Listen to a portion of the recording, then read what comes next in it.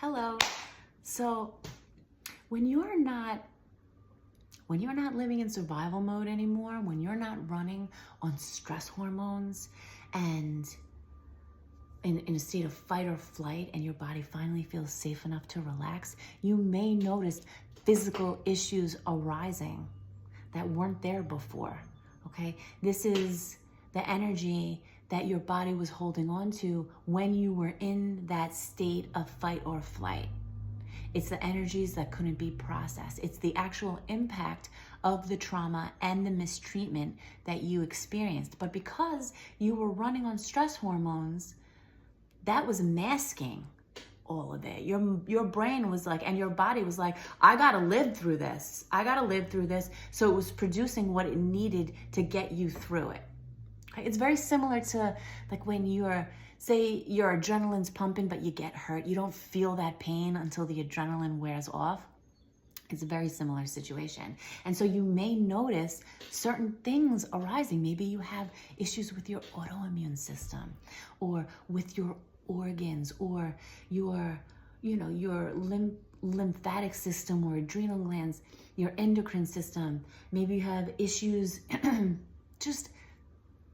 maybe you have rashes coming out. Maybe you have certain, little aches and pains and areas of your body that you're like, what? Where is this coming from?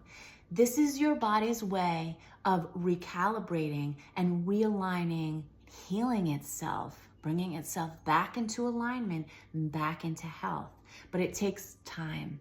And it requires you to not freak out about it, okay? Don't freak out. My chair is so noisy. But not to freak out about it, not to think, oh my goodness,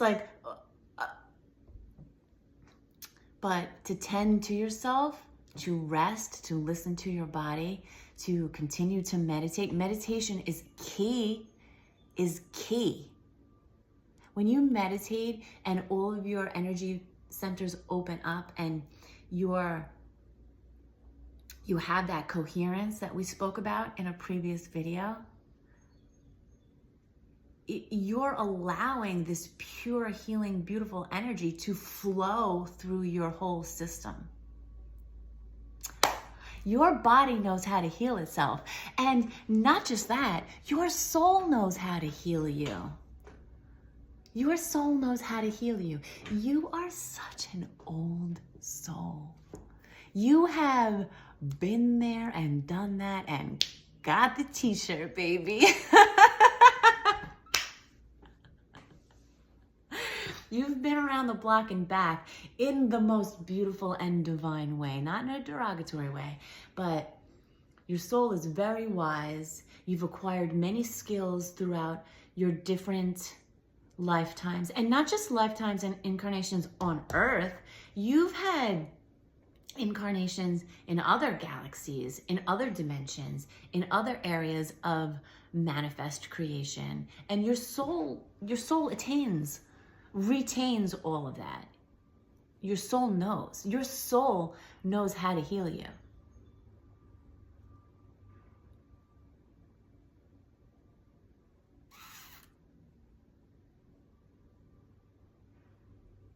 And so there are old souls such as yourself who have had many, many different lifetimes. There are younger souls who haven't had as many, incarnations and experiences. And then there are brand new souls that will have their first incarnation. But there are no brand new souls on Earth right now. There are younger souls and older souls, but there are no brand new souls on Earth right now because Earth is just way too difficult of a place to send a brand new soul. It'd be cruel, actually. Wouldn't make sense to do that. It would be like asking an infant to drive a car. Like, what? Like, it's just impossible. So all of the souls here on Earth have had many other life experiences. But you, my dear, have had so many. You are so close with God. You have been around for a long time, and your level of consciousness is high. You're highly evolved, and that is not an ego thing at all. That is a soul fact. And you know it. You know you have a different energy. You know your frequency, your energy signature is refined. Okay? It's graduated levels and gone up. And your soul elected to come back here to assist humanity during this shift. Your soul is working. Your soul has a choice. When you get up to these higher, when you graduate to these higher dimensions, your soul has a choice. You want to come back and go someplace and help? You want to assist other souls in their ascension, or what do you want to do?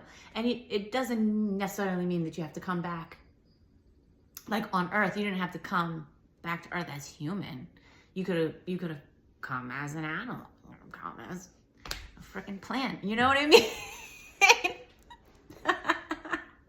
Because everything's conscious. But your soul wanted to come back here because you're highly advanced. You're part of a special. You're like the special forces. You know how the military has a special force that they train that has it's like the 1% of, I don't even know, but you know what I mean. They have these highly skilled people, the special forces that go in and do these really difficult tasks to protect and defend. Well, it's the same thing. You're part of like a special group, a special force of highly advanced soul, higher dimensional being who has graduated and proven themselves and learned and grown, has the skill to come back here and to assist through the shift. Assist through the shift. Because you can hold this charge that the earth needs right now, that humanity needs in order to raise their level of consciousness. 717 on the timer. Ooh, that's great confirmation, especially for me, because this message has been a little wonky as it's coming through. Wonky in that it's like chunks here. It's like coming in chunks, and I'm like, what order does so? But anyway. So that was nice confirmation.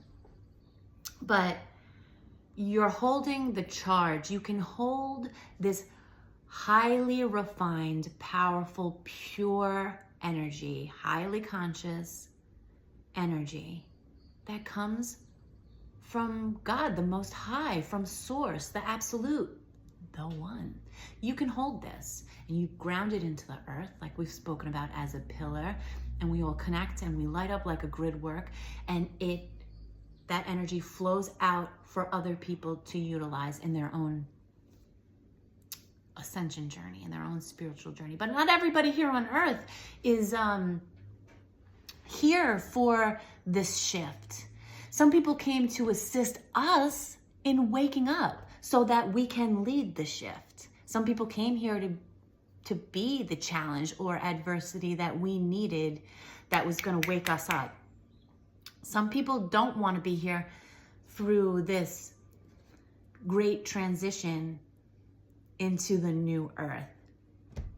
But you did. Your soul was like, I'm not missing out on this huge event, this huge event on earth, where earth finally makes that shift into that higher state of consciousness. You wanted to be here on the grounds, like a ground crew, like you wanted it.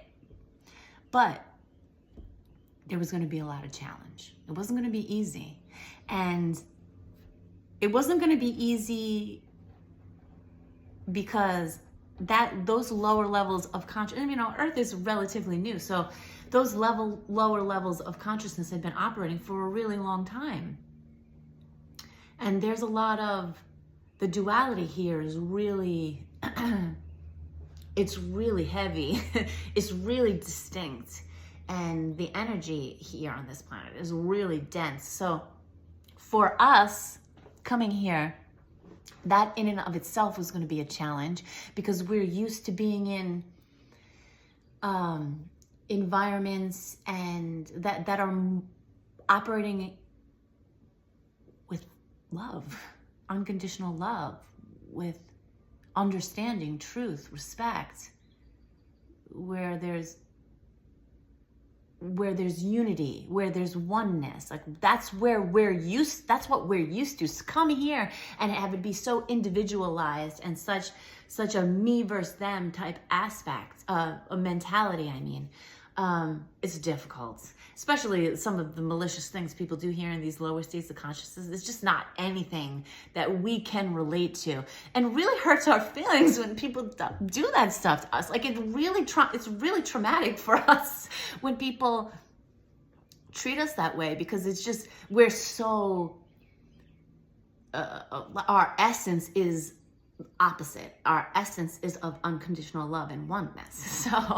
So it's such a challenge, but your soul also wanted that challenge, because your soul wanted to grow, not just assist. 11:01 now, 11:04, blah, blah, blah. Your soul not only wanted to assist, but it also wanted to grow and expand, because, you know, we're always growing and expanding. We're not one and done. You don't get there and you're done. Source God, the Most High, the One, the Absolute, is always growing and expanding. It's not, there's no stagnancy there.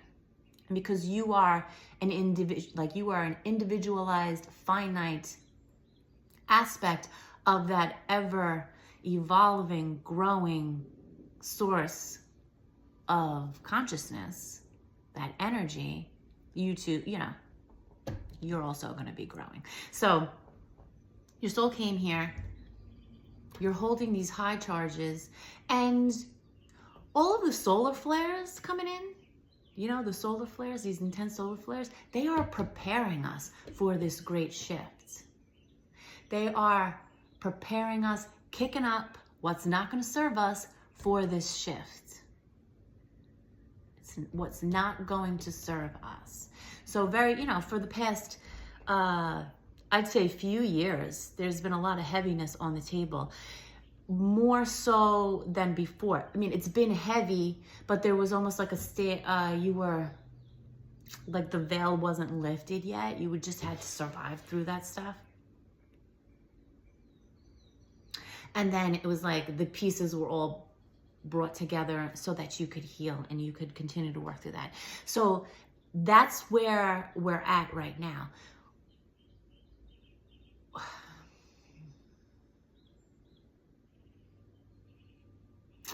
And what is required of you, honestly, is to just be. To just be who you are. To operate through your heart space and to make your decisions through your heart space. Intuitive living, they call that. Rather than through your mental space. To just be. When you operate through your heart space and you just be, and you allow your heart to lead you into different experiences and things that you want to do and say and however you want to live, you're fulfilling your purpose. You're radiating that energy. You are grounding, you're being that pillar of light. You don't have to do anything. You don't have to go out there and try to get other people to understand. You don't have to go out there and try to correct people or put your energy into getting them to see it. Like, don't you get it? They're not going to get it. That's not going to get it. And that's not helpful. Because like I said, not everybody is going to be, a lot of souls will be are just not going to go into this new earth for the shift. There are souls that are taking their exit points, that have planned to leave at this time.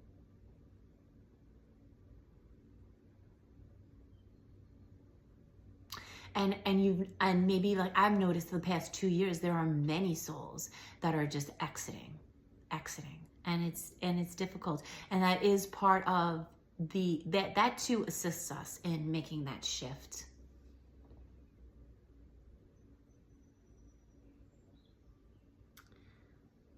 So what you're required to do is to stand in your truth and your alignment, in your truth, to stand in love and to just be, and to allow your heart to guide you where you want to be, where you want to go, to honor that heart space.